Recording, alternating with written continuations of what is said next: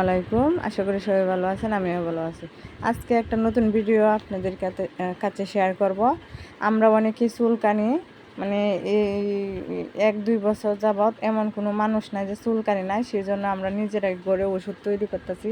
নিম পাতা আর কাঁচা হলুদ বাইটে তারপরে মতো বড়ি বানায় রোদ্রে শুকায় প্রত্যেকদিন কালি পেটে একটা করে বড়ি খাবেন। আপনারা যারা চুলকানি তারা দ্রুতই চুলকানি আমি মনে করি যে ভালো হয়ে যাব। এর মধ্যে রেগুলার পায়খানা হইব, রেগুলার আপনার যে কৃমি যারা আছে কৃমি করব কাজ করব, আর এর মধ্যে গ্যাস্ট্রিকের কাজ করব, যারা অ্যালার্জি আছে তারাও কাজ করব, আরও নানান ধরনের কাজ করব। তাই আমরা ঘরে বানাইতেছি, এটা আপনাদের সাথে একটু শেয়ার করার জন্য ভিডিওটা করা, আর কিছু না। তো দেখেন কি সুন্দর করে রোদ্রে শুকানোর জন্য আমরা বড়িগুলো বানায় রোদ্রে দিব। শুকানোর পরে ফাইনাল লুকটা আপনাদের কাছে আবার দেখাবো, কালো কালো হয়ে যাইব।